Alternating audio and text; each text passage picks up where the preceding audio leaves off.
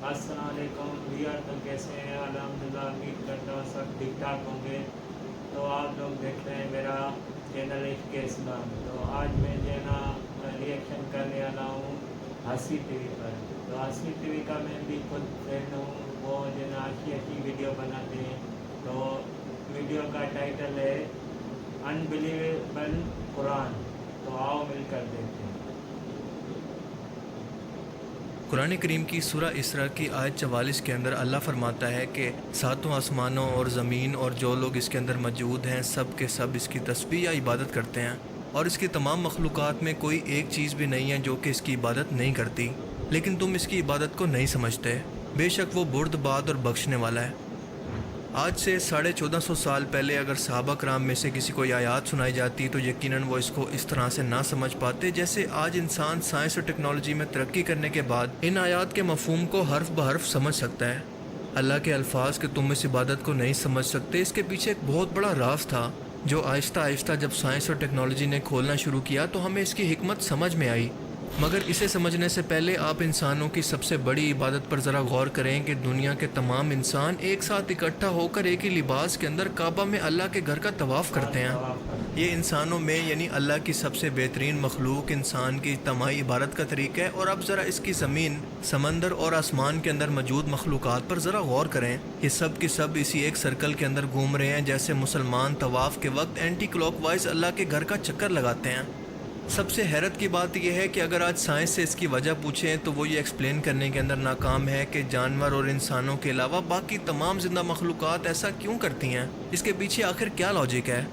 اور یہی نہیں بلکہ اللہ کے دعویٰ کے مطابق آپ کو یہ پیٹرن اس کی چھوٹی سے چھوٹی تخلیق یعنی ایٹم اور اس سے بھی چھوٹے کوارکس کے اندر بھی نظر آئے گا، اور اگر ایٹم میں الیکٹران اپنے نیوکلس کے گرد اسی سرکل میں گھوم رہے ہیں تو کائنات کے اندر موجود سٹارز کے گرد ان کے پلینٹس اور گلیکسیز، کلسٹرز، سپر کلسٹرز، یہ سب کے سب اسی ایک سرکولر موشن کو فالو کر رہے ہیں، اور ہماری یہ پوری کی پوری یونیورس بھی اسی سرکولر پیٹرن کو فالو کر رہی ہے، جس کا ثبوت یہ ہے کہ جب بھی آپ ملٹی ورس کا کانسیپٹ دیکھتے ہیں یا پھر ہمارے اس یونیورس کا کانسیپٹ دیکھتے ہیں تو ہمیشہ یہ آپ کو ایک سرکولر پیٹرن کے اندر یا پھر ایک ببل کی صورت میں دکھائی جاتی ہے۔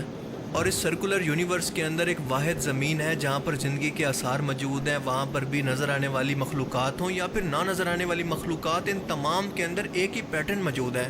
یہ سب کی سب زندہ مخلوقات اسی ایک سرکولر پیٹرن کے اندر اللہ کی مسلسل صبح و شام عبادت کر رہی ہیں، جیسا کہ اللہ نے قرآن میں فرمایا۔ کیا یہ سب کچھ اتفاق ہو سکتا ہے؟ امپاسبل۔ بلکہ عقل یہ کہتی ہے کہ ان تمام پیٹرنز کو دیکھ کر یہ کنفرم کیا جا سکتا ہے کہ ان کا کریٹر بھی ایک ہی ہونا چاہیے جو کہ بے شک ایک اللہ ہی کی ذات ہے۔ کیا آپ جانتے ہیں کہ کروموسومز کے اندر موجود ڈی این اے کے اندر کسی بھی جاندار اور پودوں کی تمام جینیٹک انفارمیشن موجود ہوتی ہے جو کہ وہ اپنی نیکسٹ جنریشن کے اندر ٹرانسفر کرتے ہیں۔ ہر ایک جاندار کے اندر ان کروموسومز کی تعداد الگ الگ ہوتی ہے۔ مثال کے طور پر انسانوں کے اندر یہ 46 ہوتے ہیں۔ قرآن کریم کی سورہ الانسان کے اندر اللہ تعالیٰ جنت کی نعمتوں کا ذکر کرتے ہوئے فرماتا ہے کہ ان جنتی لوگوں کو ایسی خالص شراب دی جائے گی جس کے اندر ادرک مکس ہوگا۔ اس پوری ایک آیت کے اندر ٹوٹل 30 لفظ استعمال ہوئے ہیں، اور حیرت انگیز طور پر وائٹ ادرک یا پھر جنجر کے کروموسومز بھی 30 ہی ہوتے ہیں۔ انار کے لیے ایک آیت کے اندر ٹوٹل 18 لفظ استعمال ہوئے ہیں، اور حیرت انگیز طور پر انار کے کروموسومز بھی 18 ہی ہوتے ہیں۔ بالکل اسی طرح سے قرآن کریم کی ایک آیت کے اندر پمکن کے لیے 20 لفظ استعمال ہوئے ہیں، اور اس کے بھی کروموسومز 20 ہی ہوتے ہیں۔ انگور کے لیے ایک آیت کے اندر ٹوٹل 40 لفظ استعمال ہوئے ہیں، اور انگور کے کروموسومز بھی 40 ہی ہوتے ہیں۔ کھجور کے لیے ایک آیت کے اندر 26 لفظ استعمال ہوئے ہیں، اور اس کے کروموسومز بھی 26 ہی ہوتے ہیں، جو کہ آج کی ماڈرن سائنس ہمیں بتاتی ہے۔ آپ کو کیا لگتا ہے کہ کیا کسی کتاب کے اندر اس قدر اتفاق ممکن ہے جب تک کہ وہ کتاب اللہ کی طرف سے نازل نہ ہوئی ہو یا اللہ کا کلام نہ ہو؟ سبحان اللہ، اللہ تعالیٰ اپنی نشانیوں سے کس قدر ظاہر ہے۔ قرآن کریم کی سورہ الصاف کی آیت 9 کے اندر اللہ تعالیٰ تمام دنیا کو چیلنج کرتے ہوئے فرماتا ہے کہ وہی تو ہے جس نے اپنے پیغمبر کو ہدایت اور دین حق دے کر بھیجا تاکہ اسے باقی اور سب دینوں پر غالب کر دے، چاہے مشرکوں کو برا ہی لگے۔ ذرا غور کریں کہ اللہ پاک فرماتا ہے کہ چاہے غیر مسلموں کو، مشرکوں کو جتنا بھی برا لگے، میں یہ دین اسلام دنیا پر اور باقی تمام دنیا کے مذہبوں پر غالب کر کے دکھاؤں گا۔ تاریخ اٹھا کر دیکھیں کہ جتنا زور دین اسلام کو مٹانے پر، اس کے خلاف سازشیں کرنے پر اور اسے بدنام کرنے پر غیر مسلموں نے کیا، اس کی مثال آپ دنیا کے کسی اور مذہب کے لیے دے ہی نہیں سکتے۔ سپتمبر 11 کے حملے کے بعد تو مسلمانوں پر دہشت گردی کا باقاعدہ لیبل لگا دیا گیا، انہیں نفرت کی نگاہ سے دیکھا جانے لگا۔ ویسٹرن ملکوں میں لوگوں کو برین واش کیا گیا کہ اسلام دہشت گردی کی تعلیم دیتا ہے اور یہ تلوار کے زور پر دنیا میں پھیلا۔ لیکن ہم نے دیکھا کہ آج بھی ان تمام کوششوں کا رزلٹ بالکل الٹ نکل رہا ہے کہ آج بھی دنیا کے اندر اسلام وہ واحد مذہب ہے جو کہ دنیا کے اندر سب سے تیزی سے پھیل رہا ہے، یہاں تک کہ یہ آنے والے ٹائم کے اندر یا مستقبل کے اندر کرسچینٹی کے وجود کے لیے بھی خطرہ بن گیا ہے، اور آنے والی کچھ دہائیوں کے اندر یہ کرسچینٹی کو نمبرز کے اعتبار سے بھی کراس کرنے والا ہے۔ By the year 2070, یہ تھا ہمارا آج کا ویڈیو، آپ لوگوں کو کیسا لگا؟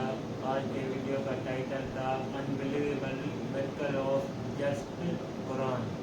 تو مجھے تو بہت اچھا لگا، آپ لوگوں کو کیسا لگا؟ تو ہم نے جو ہے اس کا آج جو ہے نا پہلا پارٹ شوٹ کیا، انشاءاللہ 2 اور پارٹ بنائیں گے اس کے، انشاءاللہ آپ لوگوں کے ساتھ شیئر کریں گے۔ اگر آپ لوگوں کو یہ ویڈیو اچھی لگی ہے تو میرے چینل کو سبسکرائب کریں، لائک کریں اور کمنٹس میں مجھے نہ بتائیں آپ لوگ تو اس کا دوسرا پارٹ بنائیں کہ نہیں۔